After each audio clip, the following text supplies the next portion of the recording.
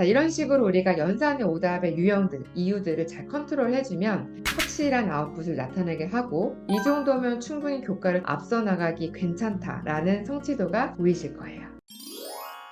안녕하세요. 123 미니쌤 TV의 김민희입니다. 자, 우리가 수학 여러 가지 잘 챙겨줘야 되지만 그 중에서도 진짜 이건 놓치면 안 되는 거 뭐죠? 다들 잘 아실 텐데요. 바로 연산이죠. 자, 연산을 우리가 좀 잘하려면 그리고 속도랑 정확성도 높이면서 빨리 연산을 떼고 이제 교과 풀거나 시험 문제만 풀 수 있으려면 어떻게 하면 좋을까요? 자, 연산의 오답에는 여러 가지 이유가 있어요. 이 이유를 잘 찾아주고 그것을 해결해주면 우리가 연산의 성취도를 높일 수 있는데 오늘은 바로 이 연산의 오답 유형들을 한번 살펴보도록 할게요. 이 영상 끝까지 주목해주세요. 자, 연산의 오답을 크게 일단 두 가지로 나눠볼 수 있어요. 넘어가도 되는 오답이 있고요. 넘어가면 안 되는 오답이 있죠. 자, 넘어가도 되는 건 어떤 거냐? 아이가 진짜 하기 싫은 날 억지로 푼 오답들은 그날은 좀 넘어가 주셔도 돼요. 보통 매일매일 연산을 하다가도 어느 날은 특별히 하기 싫은 날이 있을 수 있어요.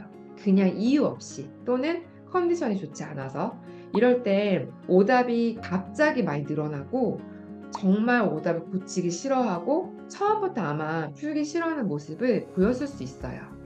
그래서 이때는 잔소리도 하지 않고 그냥 그 다음으로 넘어가서 다음 학습을 진행을 할 수 있게 하거나 그날의 학습, 수학 학습을 종료하시는 것도 좋은 방법이죠.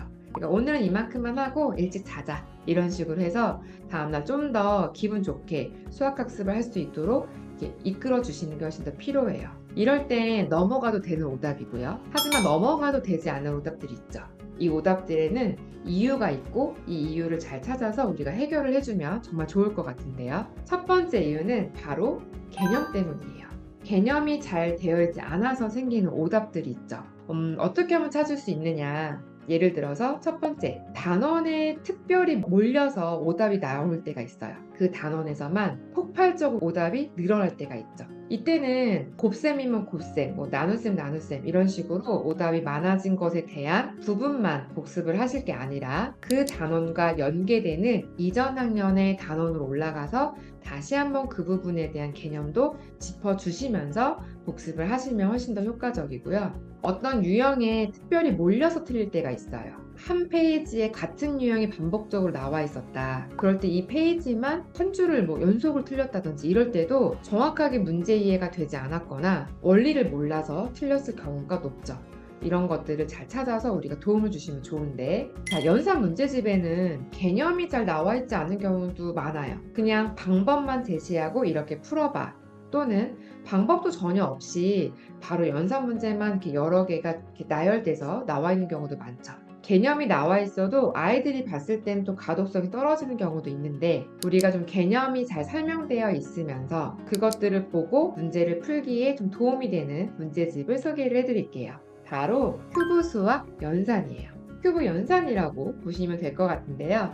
우리 큐브 수학하면 교과 문제집으로 난이도별로 이렇게 구성되어 있는 거 잘 아실 거예요. 이 큐브 수학에서 연산 문제집이 이번에 새로 나왔는데요. 학년별 학기로 구성되어 있고 그리고 문제집 안에는 각 단원별로 문제가 구성이 되어 있어요. 두께도 보면은 많이 얇진 않아서 교과 문제집 전에 예습용으로 풀기에도 굉장히 적절하다고 보여지고요. 단원별 시작하는 부분에 항상 이렇게 개념에 대한 설명하는 부분이 있어요.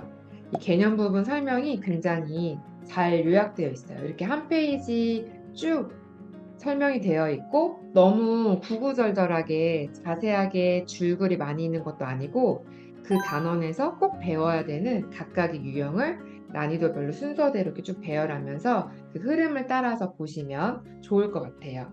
개념 부분을 먼저 보신 다음에 문제를 들어갈 때는 개념을 보자마자 바로 문제를 풀리지 마시고 개념을 좀 다뤄보고 나서 약간의 시간의 텀을 두고 뒤에 있는 문제를 풀면 좋을 것 같아요. 그리고 뒷부분에 이 문제들마다 다시 한번 또 개념이 위에 설명이 되어 있어요.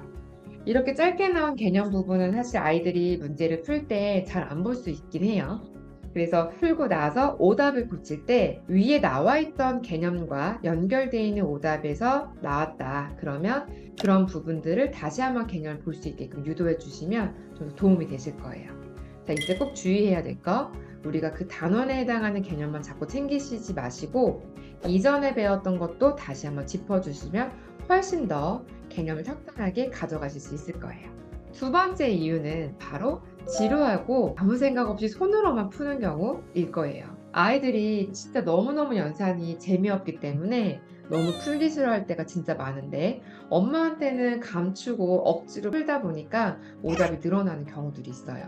자, 지루함을 좀 줄여주려면 하루에 주는 연산의 학습량을 좀 줄여주시는 게 좋아요. 너무 많이 주면 이거 언제 다 풀지? 이런 생각으로 벌써 이미 시작할 때부터 마음이 다치겠죠. 자, 큐브 연산은 하루 학습량이 2장으로 주어져 있어요. 그래서 위에 이렇게 24회라고 나와 있으면 24회 2장을 넘기면 그 다음 회차인 25회 이렇게 나와 있죠. 다음날 학습으로 연결해서 풀 수 있도록 딱딱 엄마가 이렇게 표시해주지 않아도 본인 스스로 그날의 학습량을 마무리할 수 있고요. 당일 학습량을 마무리하면 그 밑에 이렇게 물어보고 있어요. 실수한 것이 없는지 검토했나요? 이렇게. 자, 실수한 것이 없는지 검토하는 이 부분을 아이들이 또 지나칠 수 있긴 하죠. 하지만 이 오답들을 보면서 이 부분 다시 한번 살펴보게 하시면 본인 스스로도 자꾸 여기에 관심을 가지면서 주의를 기울이려고 할 거예요. 그리고 단원별 구성이 되어 있기 때문에 무작정 연산만 하는 게 아니라 도형으로 연산해보고 측정으로 연산 풀어보고 이렇게 다양하게 구성이 되어 있고요. 다단계로 구성이 되어 있어서 유형이 지루할 틈이 없이 이렇게 쭉 다양하게 경험을 할 수가 있어요. 자, 세 번째, 마지막은 오답을 점검하지 않아서예요. 실수가 나오는 이 부분에 대해서 점검하지 않았기 때문에 계속 오답이 지속적으로 발생을 하는 거죠. 개념도 되어 있고 집중해서 풀었는데 실수를 아이들이 할 수 있죠. 알고 있는 개념일 때도 실수할 수 있어요. 근데 이 실수가 되게 작은 부분이라서 정말 찾기가 어렵거든요. 큐브 연산에서는 실수를 할 수 있는 부분에 대해서 알려주고 있어요. 예를 들면 문제집을 쭉 풀다가 이런 부분이 있어요. 실수 방지. 이 보라색 칸으로 표시되어 있는 부분에 실수 방지라고 써 있으면서 뭐라고 옆에 써 있냐면 0으로 붙이지 않고 몇 곱하기 몇의 결과를 답으로 잘못 쓰지 않게 주의하세요. 이 이야기는 곱셈 너 할 수 있지. 근데 지금은 그냥 한 자리 한 자리 곱셈 아니고 몇십 곱하기 한 자리야. 그러니까 20 곱하기 8을 2 곱하기 8로 잘못 보고 쓰지 마. 이렇게 이야기해 주는 거죠. 즉 알고는 있지만 나도 모르게 할 수 있는 실수에 대해서 아이들한테 인지시켜 주는 거예요. 물론 다른 문제를 풀다가 이런 부분을 풀 때 아이들이 실수 방지에 써 있는 글씨를 보지 않을 수도 있어요. 그럼 엄마가 채점을 하시다가 틀려. 그런데 화가 덜 나겠죠. 왜냐면 실수 방지 부분을 보니까 많은 아이들이 이런 부분을 실수도 할 수 있나 보다 라고 아이가 이해되실 거예요. 우리 아이도 이런 부분을 실수했네 라고 엄마가 쉽게 찾을 수도 있고요. 그리고 아이한테 이 부분에 대해서 오답을 수정하라고 줄 때도 왜 이렇게 틀렸어? 너 이거 곱셈하는 거 몰라서 이렇게 틀린 거야? 라고 화내지 않고 여기 오답이 있으니까 왜 이게 틀렸는지 이 부분을 봐봐 라고 하면 피드백을 좀 긍정적으로 전달할 수가 있겠죠. 그리고 아이가 여기 쓱 보고 나 이렇게 돼서 틀렸네? 나 왜 이렇게 틀렸지? 라고 자꾸 생각을 하면 이 작은 부분에 대한 실수들이 점점 정교해지면서 성취도가 올라가게 되고요. 문제를 풀 때 이런 부분을 조금씩 신경을 쓰게 되면 처음부터 정확도가 확실하게 나오기 시작해요. 그래서 이 실수는 되게 짧은 기간에 고쳐지는 게 아니라 누적돼서 아이들한테 몸에 배는 거기 때문에 이 작은 실수들을 잘 찾아서 이렇게 수정을 해주시면 빠른 성취도를 확인하실 수가 있고요. 또한 각 날짜별로 그 날에 했던 학습량에서 우리가 생겼던 오답을 얼만큼 틀렸는지를 좀 눈으로 확인할 수 있게끔 이렇게 성취도 그래프가 나와 있어요. 매일 지금 높이가 다르죠. 매일매일 들어있는 문제 수가 조금씩 다르기 때문에 너가 정확하게 문제를 잘 풀었다, 실수하지 않고 라고 간접적으로 칭찬을 해주고 있고 아이 스스로도 그 부분에 대해서 굉장한 성취감을 느낄 수 있죠. 그리고 그 별 위치마다 계속 우리가 매일매일 학습을 해서 스티커를 붙이게 되면 점점점 그 작은 성공 경험이 쌓여서 아이들은 연산에 대해 자신감을 갖게 되고 내가 이렇게 조금 지루했지만 노력을 한 결과가 이렇게 나타나는구나를 느낄 수 있어요. 그래서 이때 별보다 좀 낮게 정답률이 나와서 스티커를 붙이게 되면 어떨까요? 나 이땐 여기까지인데 나 오늘 왜 이렇게 낮게 나왔지? 나 다음에 좀 신경을 써야겠다라고 스스로 그걸 느낄 수 있게 되죠. 이게 엄마가 잔소리하는 것보다 훨씬 더 좋은 효과를 불러일으킬 수가 있어요.